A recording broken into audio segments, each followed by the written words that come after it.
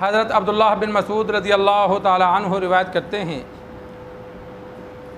کہ آپ صلی اللہ علیہ وسلم نے فرمایا، میرے بعد تمہاری حق تلفی ہوگی اور کچھ تم ایسے معاملات دیکھو گے جو تم پسند نہیں کرو گے۔ تو صحابہ نے عرض کی، یا رسول اللہ صلی اللہ علیہ وسلم پھر ہم کیا کریں؟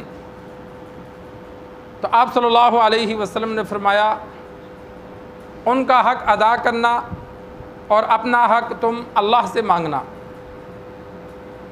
سرکار دو عالم صلی اللہ علیہ وسلم نے انصار کو اور صحابہ کی تمام جماعت کو، انصار کو خاص طور پر اور پھر صحابہ کی جماعت کو عام اور پوری امت کو آپ صلی اللہ علیہ وسلم نے حکم دیا کہ میرے بعد فتنے پیدا ہوں گے، ایسے حکمران آئیں گے جو حق پورا ادا نہیں کریں گے۔ صحابہ کرام میں انصار تھے، انصار کا ایک مرتبہ تھا۔ آپ صلی اللہ علیہ وسلم نے فرمایا، میرے بعد کچھ حکمران ایسے آئیں گے کہ جس مرتبے پر میرے صحابی کو ہونا چاہیے اس کا وہ مرتبہ اسے نہیں دیں گے بلکہ دوسروں کو دے دیں گے، اس پر دوسرے کو ترجیح دیں گے۔ ایک موقع پہ ابو ذر رضی اللہ تعالی عنہ کو فرمایا تو ابو ذر رضی اللہ تعالی عنہ نے عرض کی، یا رسول اللہ میں اپنا حق لینے کے لیے تلوار اٹھاؤں گا کہ میں لڑوں گا۔ آپ صلی اللہ علیہ وسلم نے فرمایا، نہیں، کہ تمہارا جو حق ہے اگر حکمران نہیں دیتے، بڑے نہیں دیتے تو تم صبر کرنا۔ ان کا جو حق ہے، حاکم کا حق ہے کہ جائز کاموں میں ان کی اطاعت کی جائے، ناجائز کاموں میں ان کی اطاعت نہیں کرنی۔ جائز کاموں میں ان کی اطاعت عوام پہ لازم ہوتی ہے، حکمرانوں کے جو بھی شریعت کے خلاف کام نہیں ہوں گے تو ان کی اطاعت کرنی ہے۔ اور جو اپنا حق ہے، آپ صلی اللہ علیہ وسلم نے فرمایا، وہ اللہ سے مانگو۔ وہ تمہارا حق ادا نہیں کرتے تو تم صبر کرو۔ آج کل بعض لوگ اسی طرح کہتے ہیں، بعضوں کو دیہاتوں میں سمجھاؤ کہ یار بجلی چوری نہ کرو یا گیس چوری نہ کرو یا فلاں کام نہ کرو، کہتے ہیں حکومت ہمارا کون سا حق ادا کرتی ہے۔ تو ان کا حق ادا نہ کرنے سے ہمارے لیے تو چوری جائز نہیں ہو گئی، اس لیے کہ جو بیت المال کا مال ہے، اجتماعی مال ہے، اس میں سے اگر ہم خرچ کریں گے تو کس کس سے معافی مانگیں گے؟ اگر وہ ہمارا حق ادا نہیں کرتے تو کل قیامت والے دن وہ اپنی قبر میں جائیں گے۔ لیکن ہمارا حق ہے کہ ہم ان کا حق ادا کریں، جو احکامات جائز ہیں ان پر عمل کریں، جو ٹیکس وغیرہ دیا جاتا ہے یا دیگر جو نظام ہیں جو جائز ہیں وہ ہم ادا کریں۔ اور ہمارا جو حق ادا نہیں کرتے وہ کل قیامت والے دن اللہ تبارک و تعالی ہمیں جو ہم صبر کریں گے اس پر اجر دے گا۔ تو یہ صحابہ کرام رضوان اللہ تعالی علیہم اجمعین کو آپ صلی اللہ علیہ وسلم نے اور خصوصاً انصار کو سختی سے اس چیز پر متنبہ کیا تھا کہ حاکم وقت کی جانب سے، بڑوں کی جانب سے اگر تمہارے حقوق ادا نہ ہوں تو مسلمانوں میں افتراق نہ پیدا کرنا، لڑائی نہ پیدا کرنا، بلکہ صبر کر لینا۔ تمہارا جو حق ہے وہ نہیں دیا، صبر کر لینا، اللہ تبارک و تعالیٰ سے اپنا حق مانگنا کہ اللہ انہیں توفیق دے تمہارا حق ادا کرنے کی۔ لیکن وہ جو احکامات دیں گے ان کی نفی نہیں کرنی، جو جائز ہوں گے ان کی اطاعت کرنی ہے۔ مدارس میں یہ سبق بہت سکھایا جاتا ہے، ہاں جو کام ناجائز ہیں ان میں ہم نے اطاعت نہیں کرنی، ہم نے کہنا یہ شریعت کے خلاف ہے، ہم اس کو نہیں مانتے۔ لیکن جو شریعت کے خلاف نہیں ہے انسان ان پر عمل کرے۔ جس طرح ٹریفک قوانین ہیں وہ ہمارے آسانی کے لیے بنائے ہیں، دیگر قوانین ہیں ان پر انسان عمل کرے۔ مشرف کا دور تھا، گھڑی 1 گھنٹہ آگے کر دی گئی، اس وقت ہمارا دورے والا سال تھا، 2002 کی بات ہے۔ صبح 7 بجے صبح جناب محترم حضرت مولانا صوفی سرور صاحب نور اللہ مرقدہ، ہزاروں علماء کے استاد ہیں، انتہائی بوڑھے تھے، 2002 میں بھی پڑھاتے تھے۔ تو صبح 7 بجے پہلا سبق ان کا تھا۔ جب آئے تو آتے ہی گھڑی کو دیکھا تو وہ 7 بجے تھی، 8 بجے نہیں تھی، گھنٹہ آگے نہیں کیا گیا تھا، آگے ہوتا تھا یا پیچھے ہوتا تھا، جو بھی نظام تھا۔ تو صوفی سرور صاحب نے جو ہی قدم رکھا بیٹھنے کے لیے تو پہلا حکم یہ دیا کہ گھڑی کو 1 گھنٹہ آگے کرو۔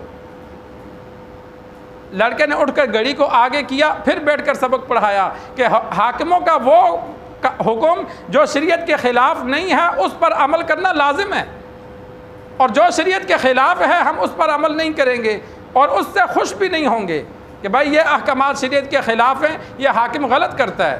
باقی جو مالی معاملات ہیں جو ہم سے وہ وصول کرتے ہیں یا جو ہمارا حق ہے وہ ہمیں ادا نہیں کرتے تو وہ ہم اللہ سے مانگیں گے، ہم اپنی حق تلفی پر ہم صبر کریں گے۔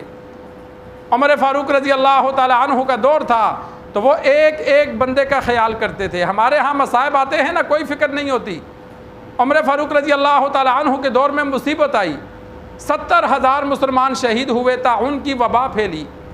تو جب وبا ختم ہوئی، کیونکہ وبا کے علاقوں میں شرعاً جانا منع ہے، جب وبا ختم ہو گئی تو عمر فاروق رضی اللہ تعالی عنہ نے پورا خزانہ مکہ مدینہ سے جتنا بھی خزانہ تھا سارا جمع کیا اور لے کر وباؤں کے علاقے میں چلے گئے۔